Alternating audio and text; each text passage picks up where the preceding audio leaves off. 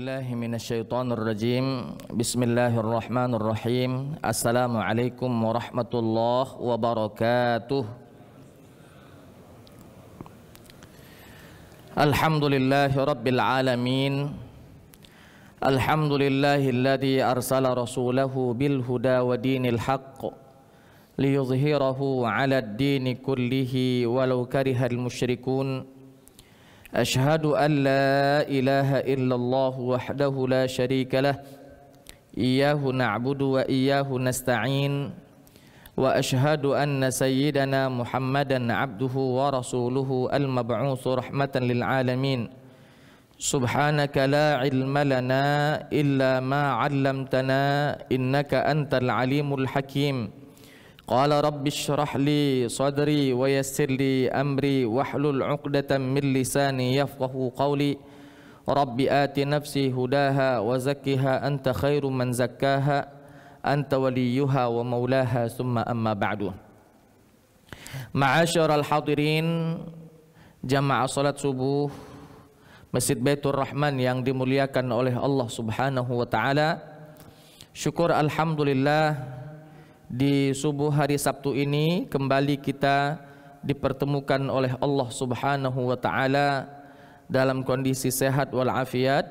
Salawat beriringkan salam semoga selalu tercurahkan kepada junjungan kita baginda Nabi besar Muhammad sallallahu alaihi wasallam.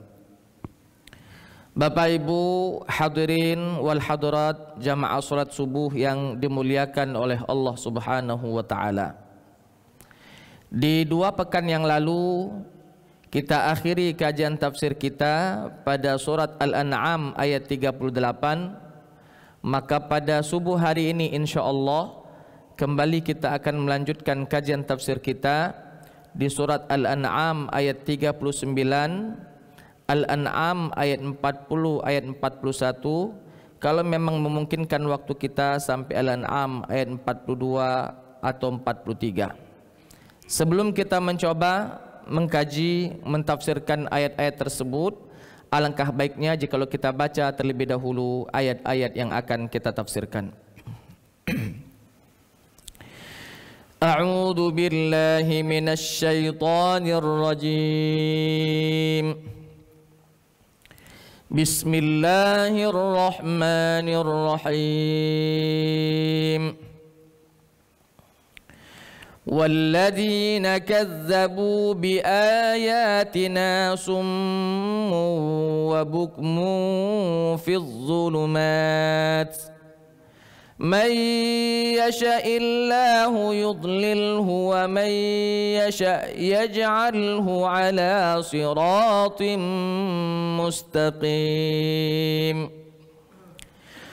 قل أرأيتكم إن أتاكم عذاب الله أو أتتكم الساعة أغير الله تدعون إن كنتم صادقين بل إياه تدعون فيكشف ما تدعون إليه إن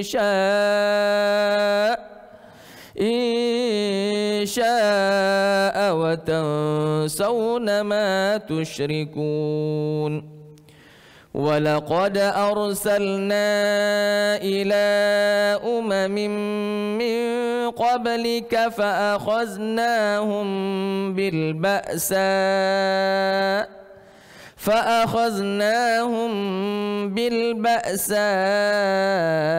والضراء لعلهم يتضرعون فلولا إذ جاءهم بأسنا تضرعوا ولكن قست قلوبهم وزين لهم الشيطان ما كانوا يعملون فلما نسوا ما ذكروا به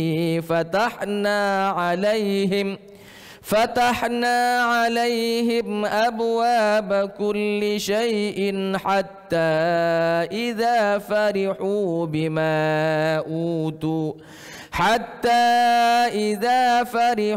بما أوتوا أخذناهم بغتة فإذا هم مبلسون.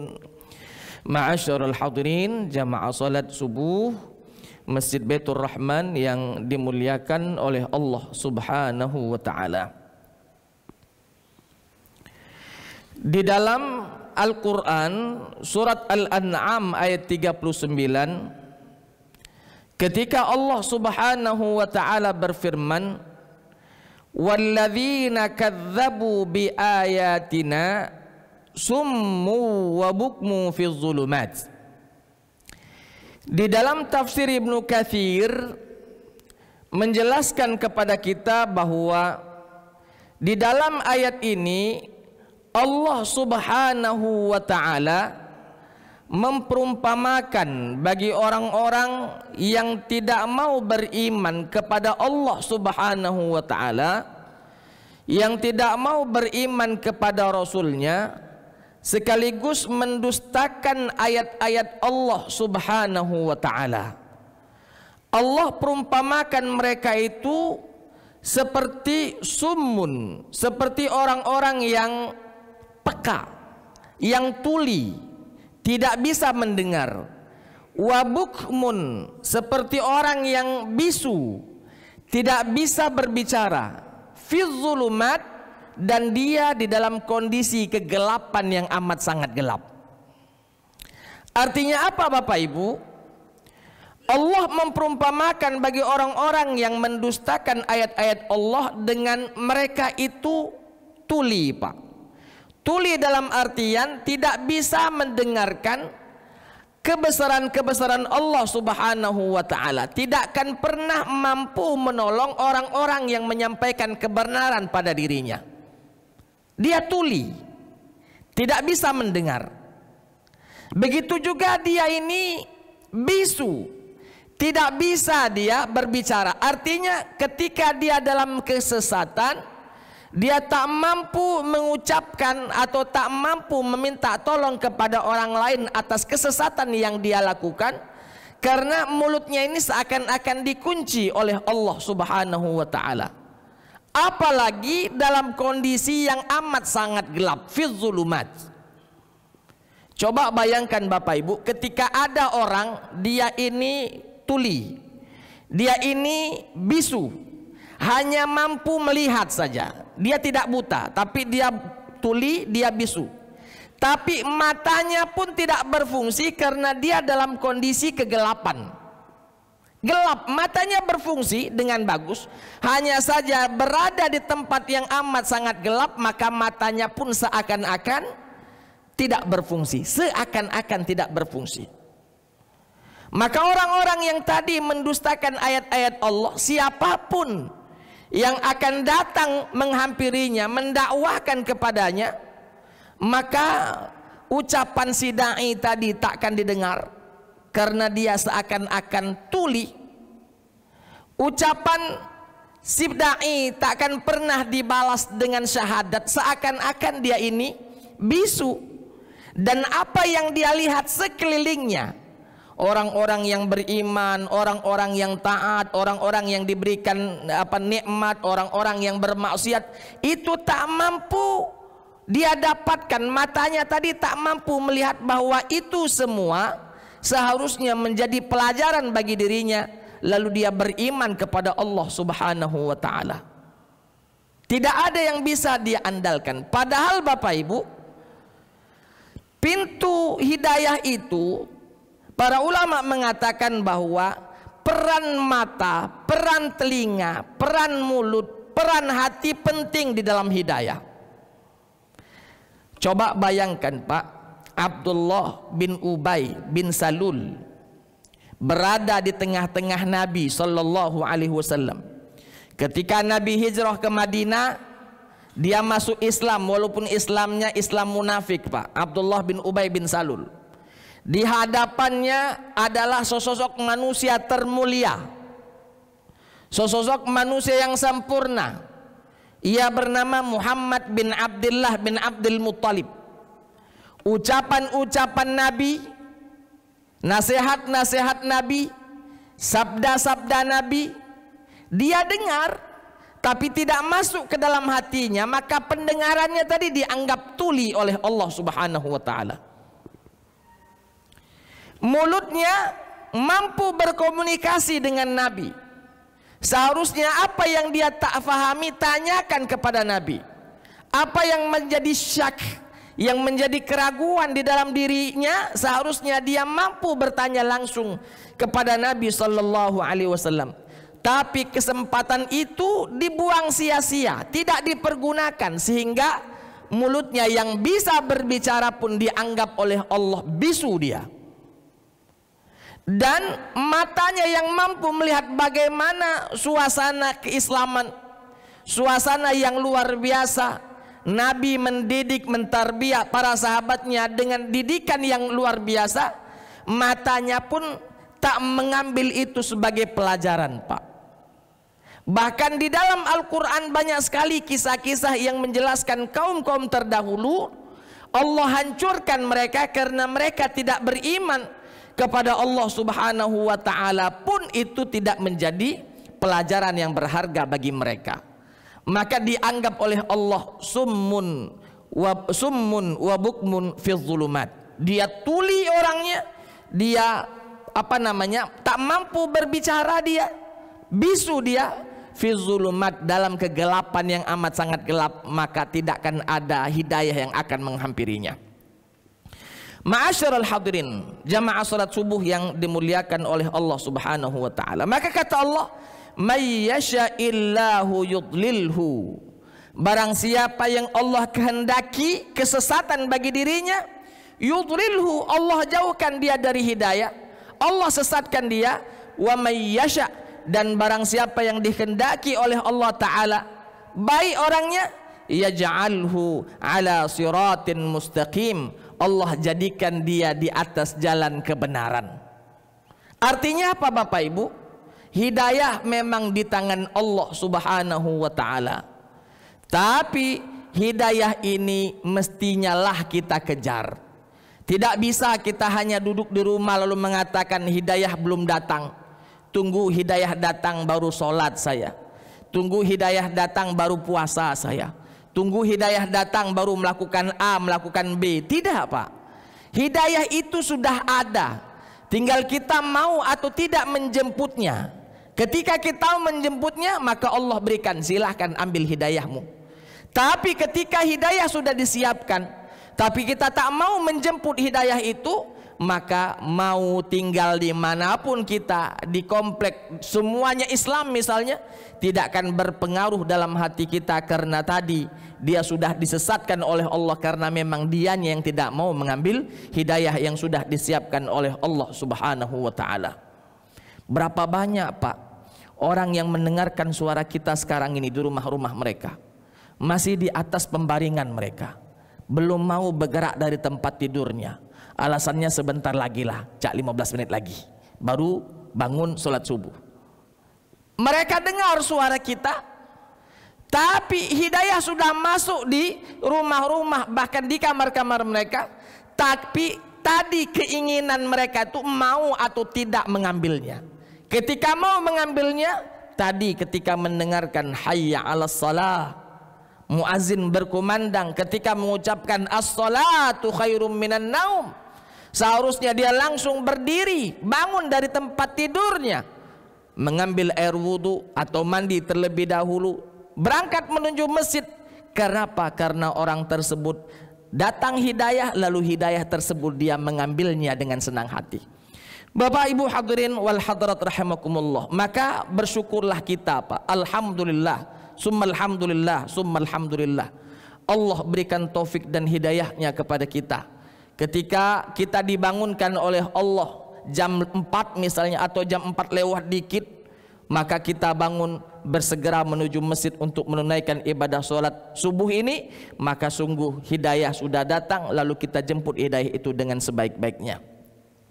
Bapak Ibu hadirin wal hadirat rahimakumullah, Maka di setiap sholat kita Pak, setiap sholat kita, di setiap rakaat kita bahkan, kita diperintahkan untuk membaca surat Al-Fatihah. Dan salah satu ayat dalam surat Al-Fatihah ada ayat yang berbunyi ihdinas siratal mustaqim. Ya Allah, tunjukilah aku jalan yang lurus.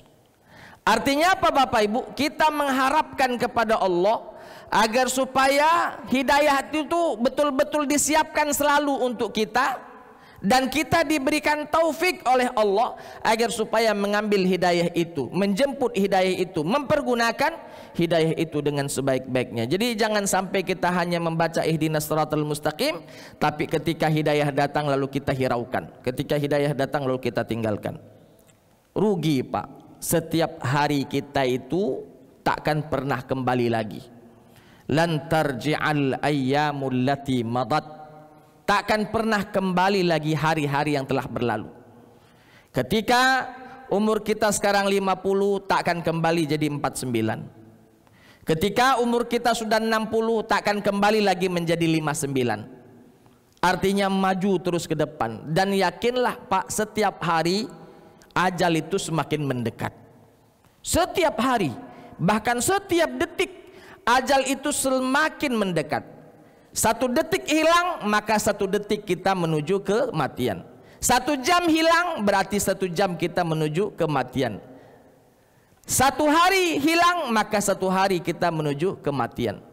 Tinggal kita sadar atau tidak sadarnya. Tidak ada penambahan umur Pak. Umur sudah ditentukan oleh Allah. Tinggal kita lagi mau tidak mempergunakan umur itu untuk ibadah kepada Allah Subhanahu wa taala. Masjid sudah disiapkan. Tinggal kita memakmurkannya saja. Walaupun di sana sini masih ada kekurangannya. Kita bisa lihat ya, kiri, kanan, depan kita ya, masih ada kekurangan ya, belum dipelapon, belum dipercantik, finishingnya baru 80%. Maka ketika kita memiliki harta berlebih, bismillah, jangan ragu-ragu. Kenapa? Kapan lagi Pak? Kapan lagi? Tunggu kita sudah mati, anak kita suruh datang ke Masjid Baitur Rahman, kasih bantuan. Betul kalau anak kita melakukannya. Kalau anak kita malah dibagikannya menjadi warisan, anak kita yang menikmati, kita di dalam kubur hanya gigit jari.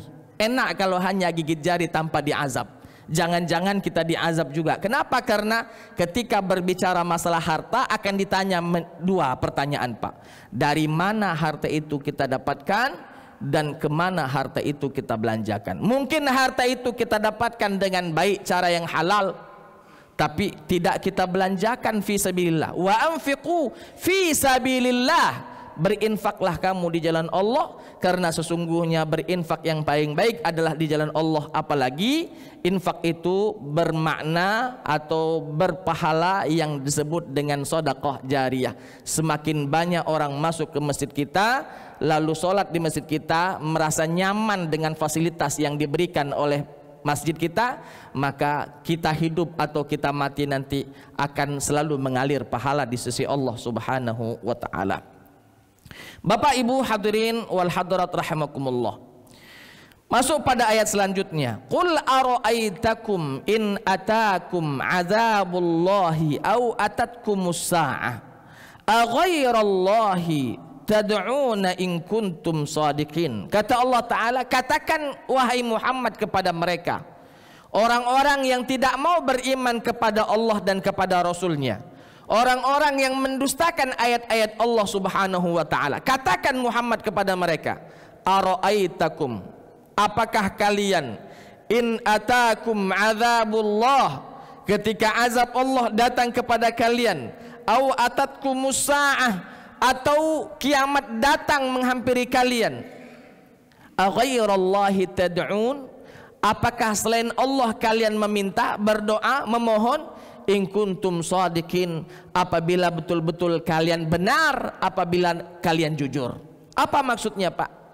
Allah Subhanahu wa ta'ala memberikan gambaran kepada mereka. Ketika ajal menjemput mereka, azab datang, lalu ajal di depan mata, atau mereka melihat bagaimana kiamat itu sudah berada di depan mereka, Untuk meminta pertolongan itu minta ke siapa? Atad'una ghairallahi tad'un? Apakah selain Allah kalian meminta, atau sebaliknya kepada Allah Subhanahu wa taala kalian meminta? Jawabannya Pak di ayat selanjutnya, bal iyyahu tad'un. Bahkan engkau hanya memohon kepada Allah Subhanahu wa taala saja. Kenapa? Tuhan-Tuhanmu yang kau sembah itu, engkau tahu bahwa Tuhan yang disembah la tanfa'u wa la tadur. Tuhan yang disembah oleh mereka tidak mampu memberikan manfaat maupun tak mampu memberikan mudarat mereka. Orang-orang kafir Quraisy Pak, 360 berhala mengelilingi Ka'bah.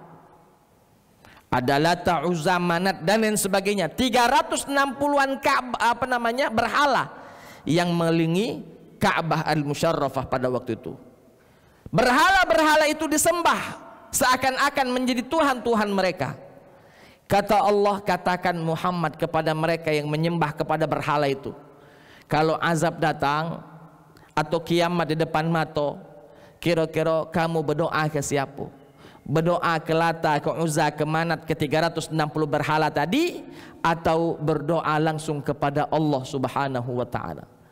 Allah yang maha tahu isi hati kita, tak perlu dijawab, langsung Allah jawab, bal iyyahu tad'un. Pastilah hanya kepada Allah Subhanahu wa taala kalian memohon.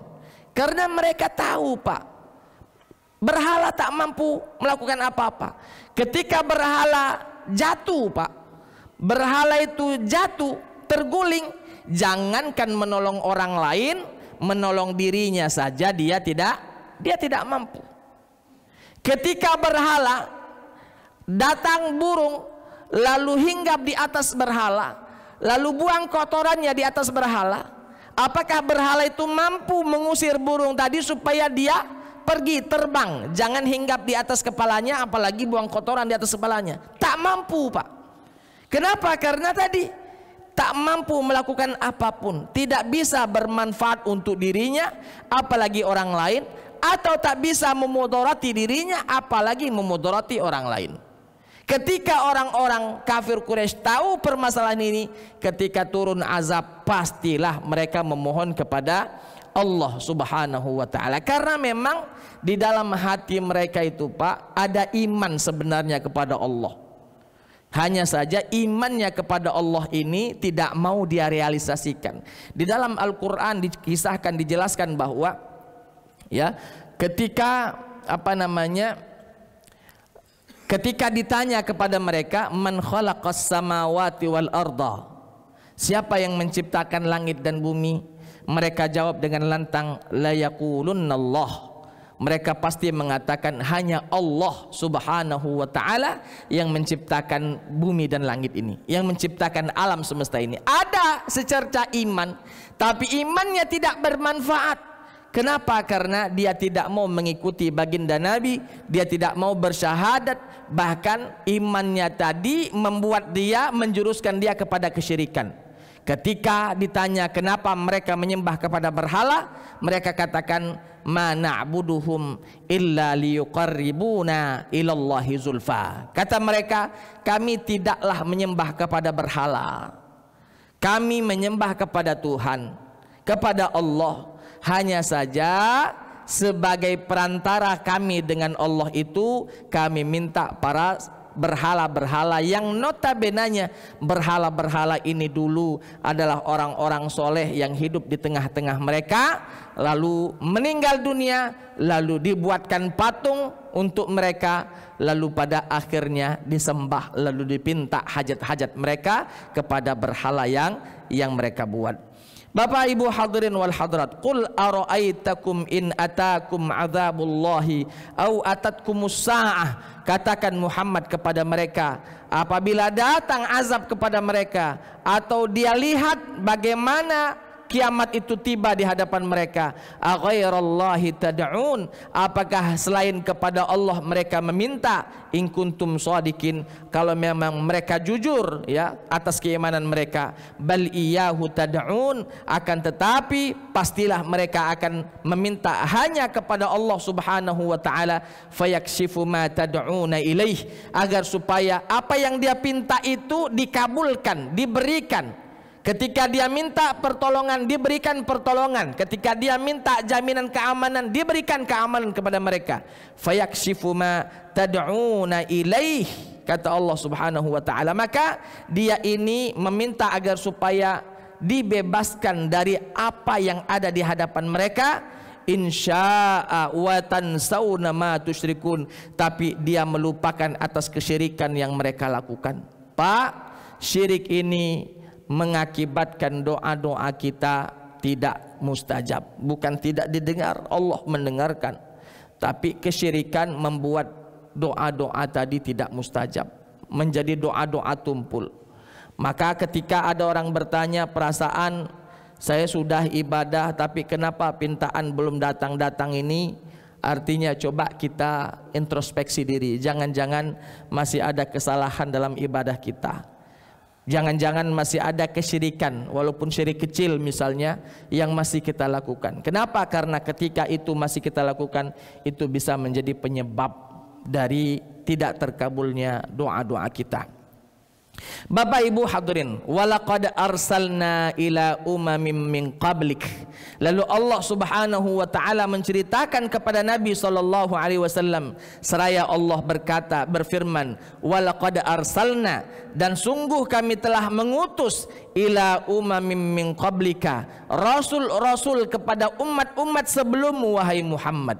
Fa akhaznahum bil ba'sa'i wad dharra, tapi mereka tinggalkan itu, maka Allah turunkan, mereka merasakan bagaimana bil ba'sa'i wad dharra, kesusah payahan yang mereka hadapi, la'allahum yatadarraun. Allah turunkan itu agar supaya Allah Subhanahu wa taala mendengarkan tadarru' atau permohonan atau rengekan orang-orang yang tadi beriman kepada Allah.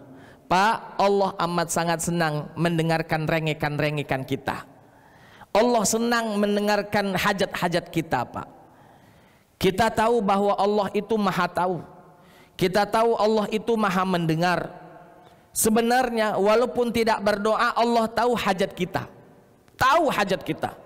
Hanya saja Allah kepengen mendengarkan dari mulut kita langsung. Apa yang kau mau, apa yang kau inginkan, hajat apa yang akan engkau hajatkan. Allah kepengen mendengarnya. Maka Allah uji kadang, Pak, seorang hamba dengan susah payah, kemiskinankah, penyakitkah, supaya mulutnya tadi bertadarru' kepada Allah. Mulutnya tadi berkeluh kesah dia hanya kepada Allah. Allah suka, Pak. Para ulama salaf dulu, Pak, bukan hanya masalah sehat atau rezeki, bahkan mohon maaf, teko garam pun kalau di rumah habis garamnya, dia meminta kepada Allah. Bahasa kita curhat kepada Allah, ya Allah, beras habis di rumah. Ya Allah, garam, gula habis di rumah. Ya Allah, di rumah teh, kopi habis. Bertadarru' kepada Allah, dan Allah suka itu. Allah suka itu. Makanya Allah Ta'ala mengatakan, ud'uni astajib lakum, berdoalah kamu kepadaku akan aku berikan. Wa idza sa'alaka ibadi anni fa inni qarib ujibu da'watad da'i idza da'an. Aku akan berikan apa yang dipinta oleh hambaku apabila dia meminta. Padahal Allah tahu isi hati kita. Tak perlu kita mengungkapkan, Allah tahu. Hanya saja Allah ingin mendengarkan tadarruan, mendengarkan keluh kesah dari mulut kita. Maka kata Allah Ta'ala, ketika kami mengutus para rasul kepada umat-umat terdahulu sebelum wahai Muhammad, kami sengaja turunkan kepada mereka hal-hal yang menyusahkan mereka, agar supaya apa? Mereka ini bertadarru' kepada Allah Subhanahu wa ta'ala, memohon kepada Allah, berkeluh kesah hanya kepada Allah. Allah suka. Dan ketika sudah Allah suka itu, ya Allah angkat kembali kesusahan yang dihadapi oleh orang-orang yang beriman. Jadi Bapak Ibu, Jangan-jangan ketika kita ada hal yang membuat kita berkeluh kesah, jangan-jangan memang kita kurang tadarru' kepada Allah Ta'ala, kurang memohon kepada Allah. Maka walaupun kita dalam kondisi sempurna Pak, badan sehat, keluarga aman, sehat semua, harta tak kurang misalnya, tapi cobalah kita sujud sambil menangis memohon kepada Allah.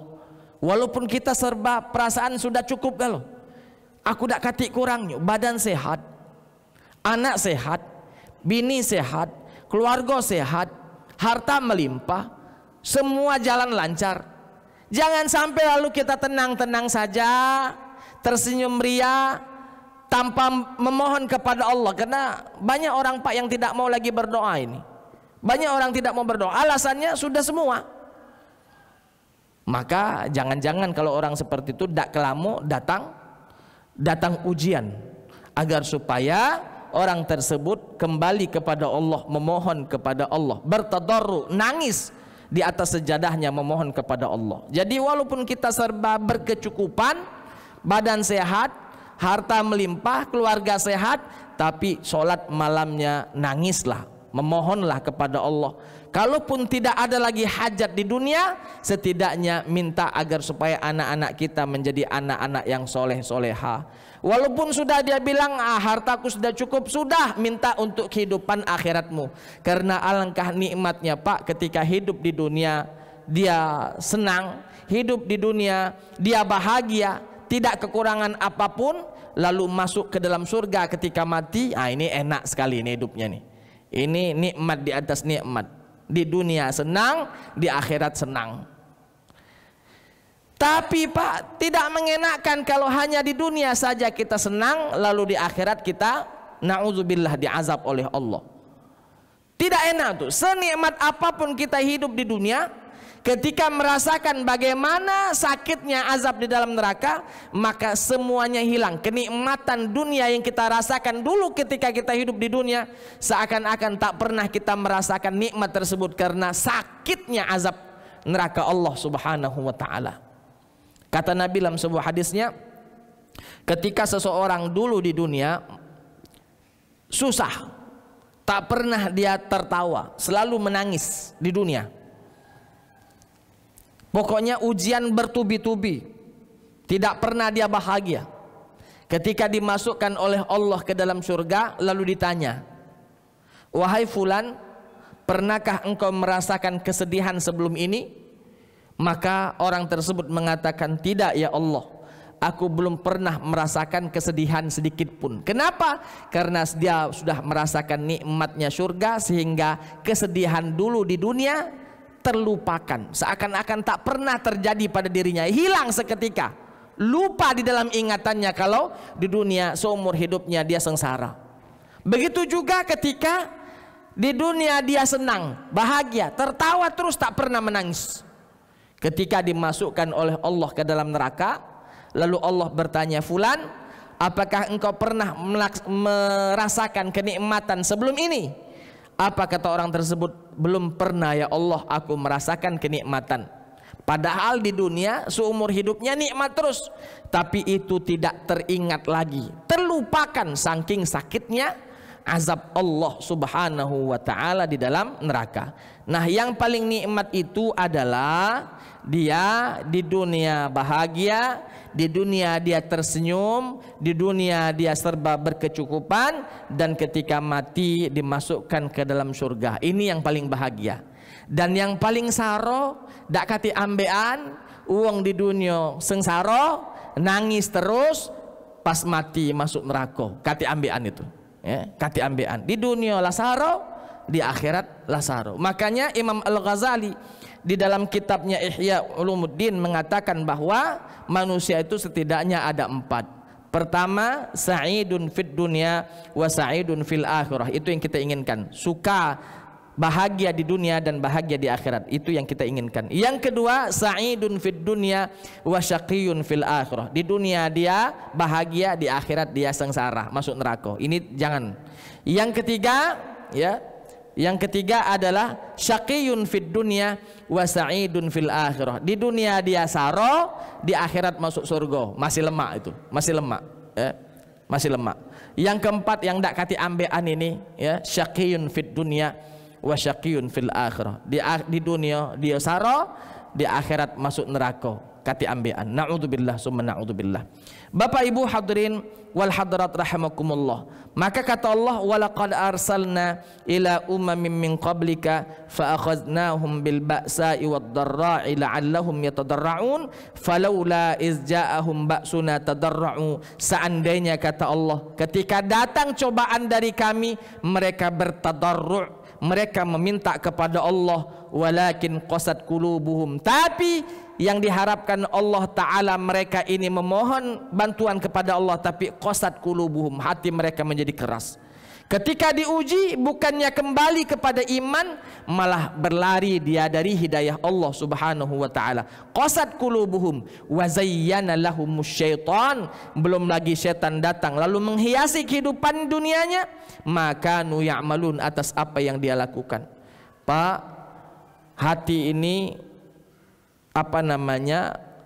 mengontrol kehidupan jasmani kita nih Pak. Kalau hatinya bagus, maka bagus pula lah insya Allah amalan-amalannya. Tapi kalau hatinya kotor, maka kotor pula lah amalan-amalannya. Wajar kalau Nabi bersabda dalam sebuah hadisnya, inna fil jasadi mudghah, sesungguhnya di dalam jasad manusia itu ada segumpal darah. Idza saluhat saluhal jasadu kulluh, kalau segumpal darah itu baik, maka baik semua tubuhnya. Wa idza fasadat, dan apabila rusak, fasadal jasadu kulluh, maka rusaklah semua anggota tubuhnya. Ala wahiyal qalbu, itu adalah hati manusia.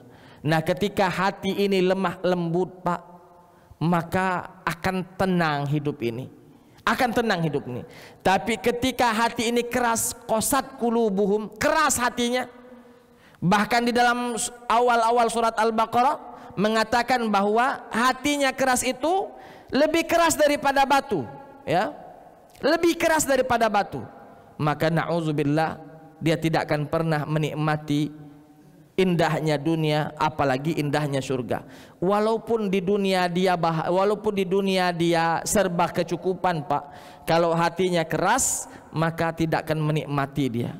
Selalu merasa kurang, ya, tidak ada sifat qanaah di dalam hatinya. Selalu kurang terus. Sudah diberikan banyak masih kurang. Kata Nabi, diberikan satu lembah kepengen lembah kedua. Diberikan gunung satu, minta gunung kedua. Tidak pernah puas dia. Tidak pernah puas. Sampai kata Allah, ketika dia masuk ke dalam kubur, hatta zurtumul maqabir, sampai dia dimasukkan ke dalam kuburnya baru terasa. Ya, alhaakumut takasur hatta zurtumul maqabir. Ketika dimasukkan dalam kubur baru terasa, oh, ini ujung dari kehidupan. Jadi selagi belum mati belum puas dia. Padahal ya, sifat qanaah itu harus tumbuh dalam hati. Ketika Allah berikan dikit, syukur alhamdulillah, maka dikit itu akan terasa banyak. Apalagi ketika Allah berikan kita banyak, maka kita syukur lalu berbagi, maka insya Allah akan terasa betul bagaimana nikmat yang Allah Subhanahu wa Ta'ala berikan kepada kita. Bapak Ibu hadirin wal hadirat rahimakumullah, untuk materi mungkin saya cukupkan saja sampai di situ. Kita buka sesi tanya jawab. Mohon maaf pagi ini, setelah ini saya mungkin langsung berangkat ke Sekayu Pak pagi ini, karena jam-jam 11 saya punya jadwal di Sekayu, ya. Jadi setelah ini mohon maaf kalau sudah disiapkan sarapan, mungkin setelah ini sholat syuruk, setelah itu langsung berangkat ke Sekayu karena khawatir tidak sampai, ya. Walaupun kalau 4 jam sebenarnya sampai, cuman kita berhati-hati saja. Jadi kita coba buka dulu sesi tanya jawab, yang nak bertanya diatur Pak. Silakan. Baik, terima kasih. Assalamualaikum warahmatullahi wabarakatuh. Assalamualaikum warahmatullahi wabarakatuh. Pak Ustadz, tadi di surat Al-An'am ayat 39 itu, di ujung ayat itu kan dikatakan, "May yasha'illahu yudlilhu wa may yasha' yaj'alhu ala siratim mustaqim." Artinya di situ Allah mengatakan bahwa barang siapa yang dikehendaki baik, baik, barang siapa yang dikehendaki jahat, jahat. Ya. Jadi artinya kita sebagai hamba ini menerima, menunggu ridho Allah Subhanahu wa taala. Tetapi di banyak ayat, misalnya di Al-Muzammil, di An-Naba, itu Allah katakan paman sa'attahosa ila rabbihi sabila, paman sa'attahosa ila rabbihi ma'aba. Jadi barang siapa yang menghendaki, dia akan menempuh jalan kembali kepada Tuhannya. Jadi ada yang saya pikirkan, ada dua kata, ada dikehendaki itu sang Halik, ada menghendaki sang hamba. Iya. Nah, saya membayangkan mungkin ini ada 4 kondisi, artinya ada kita menghendaki jalan kebajikan tapi belum dikehendaki, tidak jadi, atau kita tidak berkehendak tapi dikehendaki jadi orang baik, atau memang kita menghendaki Allah berkehendak juga jadi baik juga. Tetapi ada orang yang memang tidak berkehendak untuk baik, ya memang tidak jadi orang baik gitu. Nah, jadi artinya yang saya renungkan itu artinya tentu yang paling tinggi artinya ridho Allah. Lalu ikhtiar itu di mana letaknya? Dan artinya ada orang yang berikhtiar, bisa jadi kalau dia belum dikehendaki tidak ketemu dia jalan Tuhannya itu. Nah, jadi syarat dikehendaki itu mungkin ada sesuatu rahasia atau kunci di sana Pak Ustadz. Terima kasih. Assalamualaikum warahmatullahi wabarakatuh. Assalamualaikum warahmatullahi wabarakatuh. Pertanyaan bagus ini, bahwa ada kehendak Allah, ada juga kehendak hamba. Ketika Allah berkehendak, seandainya hamba pun tak mau, maka jadi itu Pak. Kehendak Allah dan kehendak manusia. Ketika Allah menghendaki, walaupun manusia tak menghendakinya, maka apa yang dikehendaki oleh Allah jadi. Sebaliknya, apa yang dikehendaki oleh manusia, ketika tidak dikehendaki oleh Allah Subhanahu wa taala, mau bagaimanapun takkan pernah terjadi. Karena tidak dikehendaki oleh Allah, walaupun manusia tersebut amat sangat menghendakinya. Ada juga yang dikehendaki oleh Allah, lalu Allah Subhanahu wa taala memberikan kehendak pada diri kita, maka jadilah kehendak tadi. Ini klop ini Pak. Kita mau, Allah mau, maka terjadi. Ya. Nah Bapak Ibu, ketika kita masukkan itu pada pada pembahasan akidah misalnya tadi, pada pembahasan akidah, kita katakan bahwa kehendak Allah itu di atas segala-galanya, di atas segala-galanya. Walaupun hambanya semuanya tidak menghendaki, kalau Allah mau, innama amruhu idza arada syai'an ayyaqula lahu kun fayakun. Hanya saja perlu kita garis bawahi bahwa kehendak Allah Subhanahu wa taala kepada kita itu kehendak yang baik, Pak. Kehendak yang baik. Allah ingin kita dapat hidayah. Allah kepengen kita beriman. Allah kepengen kita melakukan melakukan kebaikan. Makanya dengan itu Allah utus para nabi. Allah berikan, turunkan Al-Quran. Allah sampaikan, Allah hadirkan di hadapan kita para kiai, para ustadz, para habaib. Itu kehendak Allah. Allah menginginkan kita baik. Cuman tadi kadang kehendak Allah itu Allah Subhanahu wa taala kaitkan dengan kehendak kita. Maksud kita, inilah sudah kusiapkan, tergantung kau galak apa tidak. Sudah disiapkan oleh Allah. Ini air minum, artinya kau minum, Allah kehendaki. Tidak dipinum pun Allah kehendaki. Tinggal kau pilih, nak kau minum, nak tidak, sudah serah kau. Jangan sampai di akhirat nanti Allah Subhanahu wa taala dianggap tidak adil. Tuhan, engkau tak adil, engkau jadikan aku kafir karena memang engkau menginginkan aku kafir, lalu mati dalam kekafiran. Masa dengan kehendakmu itu aku diazab ke dalam neraka? Mana adilnya? Kan tidak adil begitu. Ketika Allah menghendaki kita kafir, lalu mati kita dalam kekafiran, lalu dengan kekafiran itu kita dimasukkan ke dalam neraka, mana adilnya? Tak adil. Makanya pendapat para aliran Jabariyah dan Qadariyah ini disesatkan oleh ulama Ahlus Sunnah wal Jamaah. Yang benar adalah memang Allah berkehendak atas segala sesuatu, tapi kehendak Allah Subhanahu wa taala disodorkan kepada kita. Engkau pilih yang mana? Anda hamba yang mukhtar, Anda hamba yang bisa memilih pilihanmu sendiri. Tinggal Anda pilih kemana. Ini jalan ke surga, pilih, silahkan. Ini jalan menuju neraka, pilih, silahkan. Karena kesemuanya itu, yang memilih itulah yang akan menanggung konsekuensi dari pilihan yang dia pilih.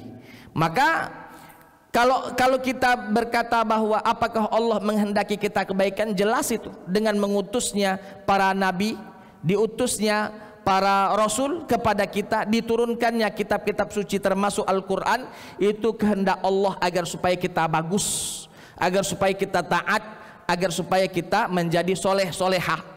Tapi kehendak Allah tersebut Allah kaitkan dengan kehendak kita. Itu tergantung kau. Aman kau galak lajulah, aman tak galak sudah, ya. Bapak Ibu hadirin wal hadirat rahimakumullah. Jadi tentang bab iradah ini, kehendak, sekali lagi ketika Allah betul-betul menghendaki maka jadi. Contoh misalnya Pak, contoh misalnya ada orang tidak mau, dia dalam pikirannya memang tidak mau Islam, tidak ada baiknya Islam, tapi Allah kehendaki kebaikan pada dirinya, Allah tunjuki hidayah-hidayahnya, Allah berikan hidayah kepada orang tersebut sehingga orang tersebut menjadi Islam kalau Allah menghendaki. Jadi ketika kehendak itu kehendakan baik, ketika Allah memaksa kita untuk melakukan kehendak baik itu, maka yang untung adalah kita. Tapi ketika kehendak itu kehendak buruk Pak, maka Allah berikan itu kepada kita, tinggal kita pilih. Jadi syukur-syukur kita dipaksa oleh Allah melakukan yang baik-baik, alhamdulillah, karena jelas itu semua kebaikan untuk diri kita. Tapi ketika melakukan keburukan tidak ada paksaan sama sekali, Anda yang memutuskan, tinggal Allah hanya berikan fasilitas, mau diapakan fasilitas ini silahkan. Handphone Allah berikan, mau dipakai untuk taat, Anda dapat pahala dengan handphone tersebut.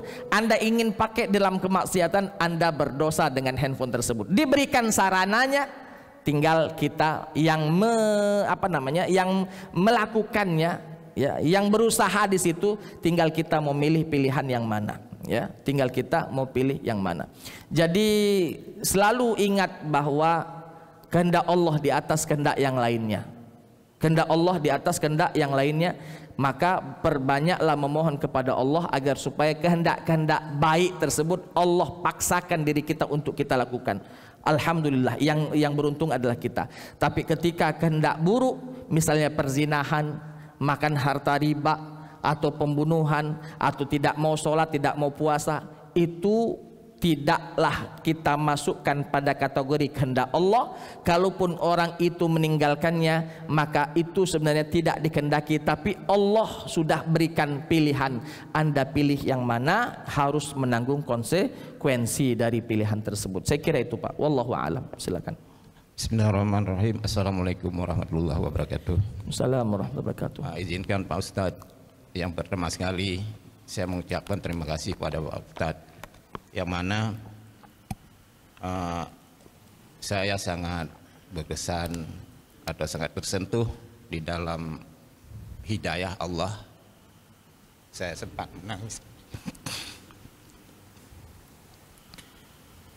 Yang pertama, memang benar Pak Ustadz, mengenai hidayah itu luar biasa. Saya yang merasakannya di sini, di masjid ini.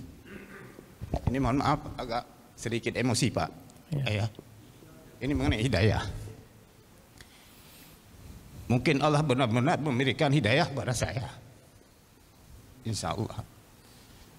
Ini pada 17 Ramadan Pak Ustadz, saya setelah sholat tarawih, saya itikaf, duduk di sudut, saya berdoa. Nah, Bapak Najib, Pak Padlah dan kawan-kawan tadarus Pak, tadarus. Saya duduk di pintu. Lalu Pak Najib memanggil saya, Pak Burhan sini kita tadarus, kata beliau. Saya malu Pak, saya terang saja, soal membaca Al-Quran ini nggak pernah, Pak. Saya dari SD cuma belajar di rumah, belajar sama orang tua baca Al-Quran. Cuma berapa lembar gitu, nggak sampai 1 juz gitu. Nah, lalu saya merantau, nggak pernah lagi saya pegang Al-Quran ini, nggak pernah. Nah, jadi dipanggil, saya malu, dipanggil 3 kali oleh Pak Najib. Ada beliau di sini. Terima kasih saya kepada Pak Najib, Pak Badlah, dan kawan-kawan semuanya. Lalu saya memberanikan diri. Setelah Pak Najib ngaji, baca, lalu diserahkan ke saya, tadarus. Saya nggak tahu mau baca apa, Pak.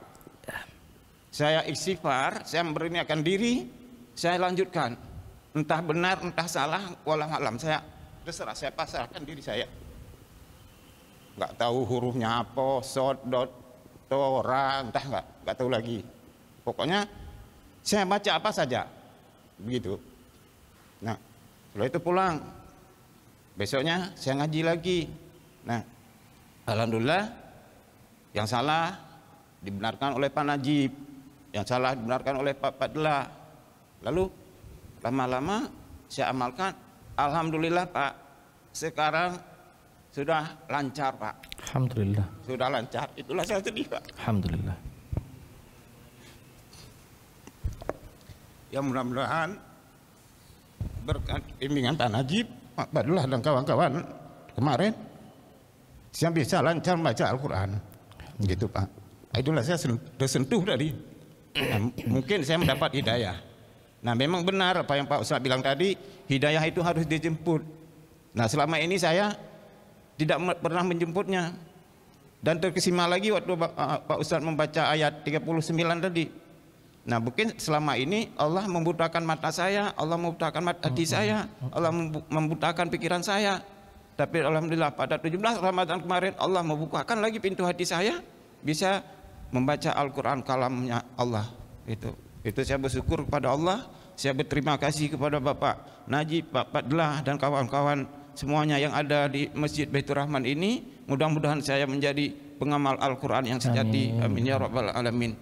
Yang kedua, Pak Ustadz, saya ingin minta sedikit penjelasan mengenai Al-Baqarah ayat 282, Pak Ustadz. Apakah itu berlaku khusus untuk utang piutang, apa berlaku untuk umum? Terima kasih, Pak Ustadz. Baik. Assalamualaikum warahmatullahi wabarakatuh. Assalamualaikum warahmatullahi wabarakatuh. Yang pertama, selamat dan jaga hidayah ini, Pak, karena berapa banyak orang yang sudah mendapatkan hidayah lalu lupa kembali. Maka istiqomah penting. Ketika kita diberikan oleh Allah Subhanahu wa taala hidayah, pegang betul hidayah itu. Yakinlah bahwa hidayah iman itu yang paling berharga yang kita miliki. Harta tidak ada apa-apanya, bahkan nyawa pun tidak ada apa-apanya. Yang paling berharga adalah hidayah iman yang Allah berikan kepada kita. Maka jaga betul, istiqomahlah di dalam hidayah tersebut. Mudah-mudahan kita semua nanti ketika ajal menjemput kita mati dalam kondisi husnul khotimah. Yang kedua, tentang surat Al-Baqarah ayat 282, itu ayat yang paling panjang di dalam Al-Quran. 1 halaman penuh itu hanya 1 ayat bercerita tentang hutang piutang, ya. Allah Ta'ala mengatakan, idza tadayantum bidainin ila ajalin musamman faktubuh. Ketika kalian berhutang kepada orang lain, ya, ila ajalin musamma, yang akan dibayar nanti, sudah ditentukan kapan bayarnya, faktubuhu, maka catatlah. Wal yaktub bainakum katibun bil adl, haruslah ada pencatat di dalam hutang piutang tersebut. Kalau zaman dulu, Pak, orang tidak bisa mencatat, tidak bisa membaca, tidak bisa menulis, maka didatangkan orang ketiga. Saya minjam kepada si B tidak bisa catat, saya juga tidak bisa catat, datangkan orang ketiga, si C. Si C ini yang bisa catat, maka catat. A berhutang kepada B jumlahnya sekian dan kapan akan dikembalikan, tanggal sekian, hari sekian, dicatat. Kenapa fungsi dicatat ini? Kalau memang terjadi di kemudian hari ada yang lupa, sengaja maupun tidak sengaja. Karena ada saja Pak orang yang melupakannya dengan sengaja atau dia terlupakan. Entah itu karena memang dia lupa atau mungkin terkena penyakit amnesia misalnya. Maka ada catatan hitam di atas putih, maka faktubuhu dicatat. Bahkan bukan hanya mencatat saja, tapi dihadirkan syahidain, 2 orang saksi. Kalau memang itu dari laki-laki, kalau memang tidak ada laki-laki, cuman 1 laki-laki, kata Allah farajulun wa imra'atan, 1 laki-laki ditambah 2 perempuan, karena 2 perempuan dianggap seimbang dengan 1 laki-laki. Atau kalau misalnya tidak ada 2 saksi laki-laki, maka 4 orang perempuan, jadikan dia menjadi saksi di dalam hutang piutang. Ketika terjadi apa-apa, si pencatat atau si penulis tadi, ya, dia menyodorkan apa yang dia tulis, dan si saksi tadi bersaksi bahwa betul si A pernah berhutang kepada si B sekian sekian sekian. Jadi ketika kita meninggal, harta warisan yang ada pada diri kita, harta kita itu Pak, belum boleh dibagikan menjadi warisan sebelum hutang kita dilunasi. Nah, ini perlu digarisbawahi Bapak Ibu ya. Harta yang kita miliki belum bisa dibagikan sebagai harta warisan sebelum hutang piutang si mayit tadi diselesaikan. Misalnya hutang si mayit ada se-M, duitnya atau hartanya berjumlah 2M. Maka yang 2M tadi belum boleh dibagikan kepada istri, kepada anak, kepada bapak. Tidak boleh, belum boleh. Selesaikan dulu hutang piutangnya. Sudah selesai, habis, lunas semua, berapa sisa dari harta yang dia miliki, nah itulah menjadi harta peninggalannya. Dan yang itulah yang bisa diwariskan kepada istri, anak, bapak, ibunya. Ya, jadi itu pentingnya catat mencatat supaya tadi supaya bisa ada bukti ketika ada di kemudian hari clash atau sengketa di antara keduanya. Nah Bapak Ibu, perlu juga kita ketahui bahwa hutang piutang ini, kalau memang kita punya barang, lebih baik hutang itu ada jaminannya. Di ayat 283-nya Pak, 283-nya menjelaskan bahwa ketika kita mau berhutang di dalam perjalanan, ya, tidak ada saksi dan tidak ada pencatat yang bisa kita jadikan pencatat dan saksi kita, farihanum maqbudah, maka boleh kita meminjam dengan rihan. Rihan itu penggadaian, digadaikan. Contoh, kita sedang di perjalanan dengan teman kita berdua, kita habis uang kita. Kalau zaman dulu kan tidak ada ATM, kalau sekarang habis duit bisa ke ATM atau tinggal kiris dan lain sebagainya. Zaman dulu kan susah. Maka farihan, berikan cincin, ini cincin seharga 2 juta. Tolong aku minjam duit 1,5 juta atau 2 juta. Seharga dengan jaminan yang kita berikan. Tolong berikan kepadaku hutangan 2 juta. Kalaupun terjadi apa-apa dengan aku, cincin tadi jual kelah, ambil utang aku berapa, kalau ada sisanya balikkan ke keluarga. Nah, itu lemak. Kenapa Nabi SAW pun demikian dulu. Nabi pernah menggadaikan baju besinya, baju perangnya kepada Yahudi untuk makanan Pak, untuk bahan pokok. Saking susahnya Nabi SAW menggadaikan pakaian perangnya untuk gandum dan bahan pokok yang lainnya. Nabi SAW wafat, belum bisa ditebus baju besi tadi, sehingga diriwayatkan bahwa Ali bin Abi Thalib radhiyallahu anhu yang menebus baju besi tadi. Kalau seandainya pun tidak ditebus, itu bukanlah hutang. Kenapa? Karena bisa langsung dijual baju besi tadi lalu menjadi milik orang yang memberikan hutang, ya. Karena ketika kita mati masih ninggal ke hutang, maka ini masalah Pak, ya, tidak diterima langit, tidak terima bumi. Mungkin inilah kata wong gentayangan tuh, tidak terima langit, tidak terima bumi, roh kita ini, ya, selagi belum dibayarkan hutang yang kita pernah berhutang, sekecil apapun, ya. Kecil besarnya hutang catat, ya. Dan lebih bagus kalau memang berhutang, hutang itu kalau pajak emas tadi Pak, supaya ketika kita mengembalikannya jelas. Karena emas itu semakin hari semakin mahal, jadi walaupun bertambah bukan dikategorikan riba. Tapi kalau kita minjam uang 10 juta, 10 tahun akan datang balik 12 juta, maka 2 jutanya jadi riba. Nah ini permasalahan. Maka kalau memang mau minjam lama, lebih baik kasih emas, silakan jual emasmu, nanti ketika kembalikan seharga dan kembalikan seberat emas yang kau pinjam. Minjam sesuku, nah pinjamlah. Kapan aku balik ke nyo? 2 tahun lagi. Sudah baliklah 2 tahun lagi. Sesuku pula Nah sesuku hari ini dengan sesuku 2 tahun yang akan datang kan nominalnya berbeda. Bisa naik, bisa turun. Tapi naik terus itu yakinlah. Maka ketika ada lebihnya maka halal. Tidak menjadi riba karena kita minjam barang, minjam emas bukan minjam uang. Wallahu ta'ala a'lam bisawab. Saya kira itu saja dulu yang bisa saya sampaikan pada kesempatan kali ini karena waktu syuruk sudah tiba. Mudah-mudahan kita semua dalam kondisi sehat walafiat, kita diselamatkan dari hal-hal yang tidak baik, dan pada akhirnya kalaupun Allah Subhanahu wa taala ingin memanggil kita, ajal kita datang dan kita dalam kondisi husnul khotimah. Terima kasih atas segala perhatian. Mohon maaf atas segala kekurangan dan khilafan. Hadanallahu wa iyyakum ajma'in. Assalamualaikum warahmatullahi wabarakatuh.